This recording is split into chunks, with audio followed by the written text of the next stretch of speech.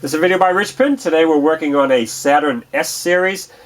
This happens to be a 1998 model. And the problem we're having today is we have a power steering gear that's leaking. So we're going to have to get in there and replace that. So the first thing we're going to do is remove the negative cable from the battery. And then we're going to take off both tires and support it on jack stands. Next thing we want to do is make sure the steering wheel is in the straight ahead position, that the wheels are perfectly going straight, and we want to prevent the steering wheel from turning, so we've got our seat belt wrapped around the steering wheel here, and that will keep it from moving, because we do not want the steering wheel to move. Next thing we need to do is to separate the outer ball joint from the knuckle here, and we're going to first loosen our jam nut right here. It's 22 millimeter. Okay, we got that loose, and now we need to remove the nut here. Let's see. And we'll just put it on there finger tight. Now we'll shock the knuckle.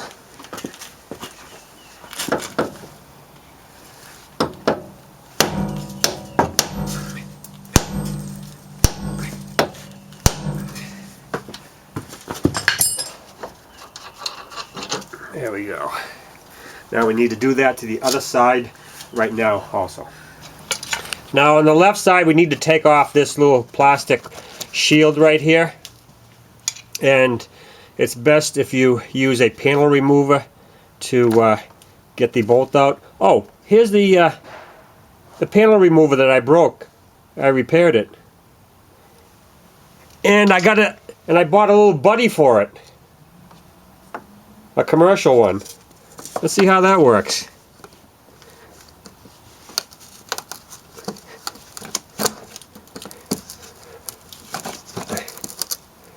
Huh. Now let's use my old buddy here.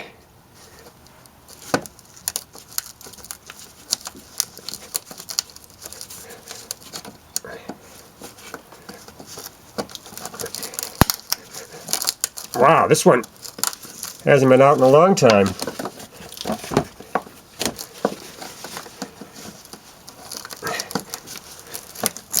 There you go. Geez, all that dirt behind there. Okay, got the pin out. Reach in there. Take that cover out of there. Oh, geez, there's a lot of oil in there. Next thing we need to do is to loosen the pressure and return line from the steering rack. But the problem is, this car is up in the salt belt, and these lines are almost going to be impossible to remove at the rack. So what we're going to do is we're going to take off the other end of the line at the power steering pump. Now to get the other end of the lines, you need to remove the pump, which I have a video on. It's just 1, 2, 3, 4, 5 bolts. You bring it up here, take the pulley off. Once the pulley's off, you can take the pressure line off. On this side, take the pressure line off, and then the return line on this side. Remove the pump, and now those lines can be taken out with the rack. Next thing we need to do is take this bellows here that's over the universal joint, and we want to move that up into this position so we can get at this bolt right here that clamps the universal joint here to the steering box. There is one clamp bolt right there, and it is a 11 millimeter. There's the bolt. And before you do that, it would be wise if you marked the relationship to the steering box to help to line up your new one. Next thing we need to do is to remove these two 15mm nuts on the end of the bolts right here that mount the rack to the subframe here.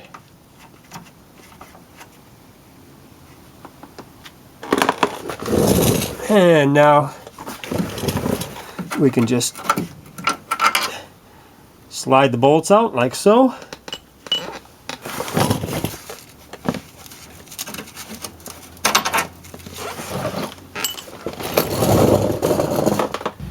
Okay, now we have to get the universal joint off of the rack here.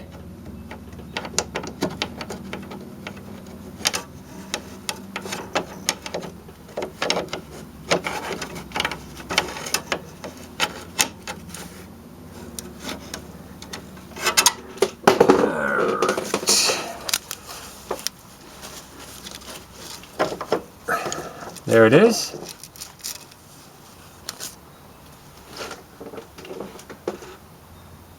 Alright, there's nothing holding the gear in now, so we should be able to just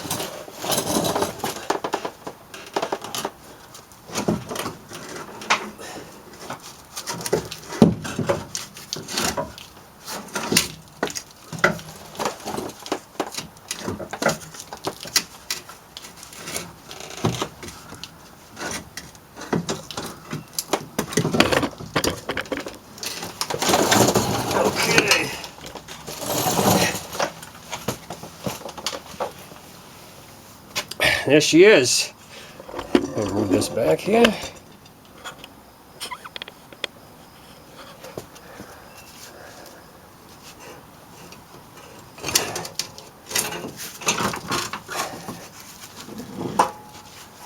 Okay.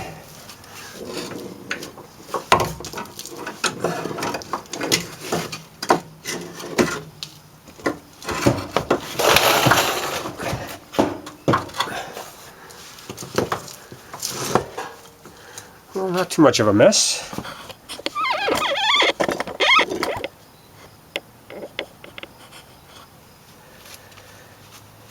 Okay, so now we're going to get it on the bench and loosen our lines right there, right at the steering box. Now that we got the rack on the bench and the vise, we should be able to make short work of loosening those off, and I've already marked them. Relationship there.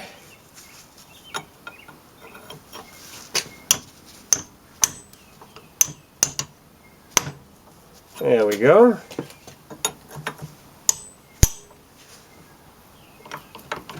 All right, looking good.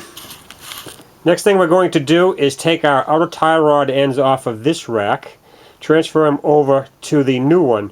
What we're going to do is we're going to count the amount of turns that we take off and then screw it on to the new rack, and that will get us close. We will have to do a front alignment, but that should get us in the ballpark. Here's the new rack all ready to go in. We've got the tie rod ends on, we got our lines on, and pay close attention to the drive right here where the universal joint goes on. Make sure that that's nice and clean. Look for burrs. I found a few burrs, dressed it up, and we're ready to go in. Alright, we're feeding everything in.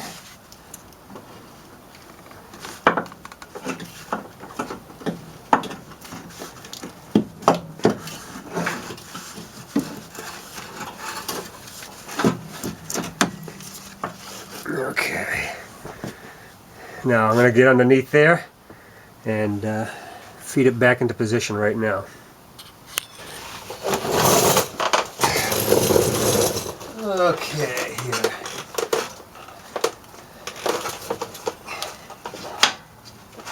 Get that line up there. Right there.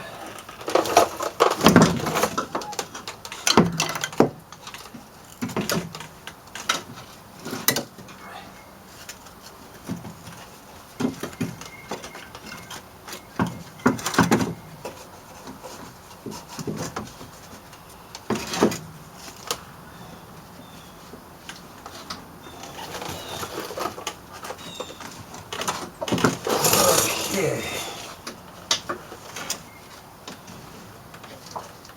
What I did is I put a piece of tape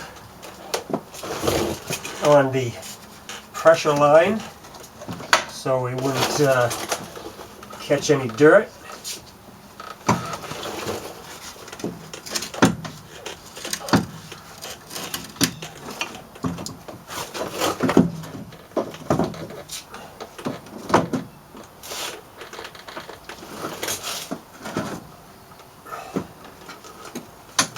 Okay.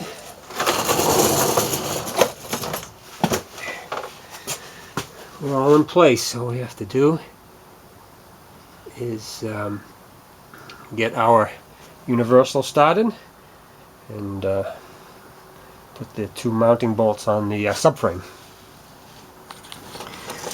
I just put the two mount bolts onto the subframe so they were loose. That gave me a little play in the steering box, and you can see that I just slipped the universal down on top of the box and it went quite well. It can only go on one way. It has two flats on it. One is small, one is large. So the steering box came in the neutral position. I measured it. The rack is supposed to have about 3 turns, so 1.5 turns would be in the center. So now on this bolt right here, when you put that clamp bolt in, put a little Loctite on the threads.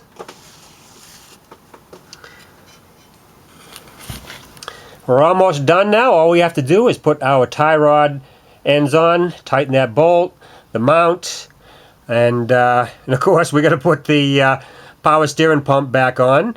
And when we do that, we're going to have to bleed the system. We have to turn the wheel back and forth, and bleed the air out. Once we do that, then we can go down to the alignment shop and alignment, and that's it. We are done.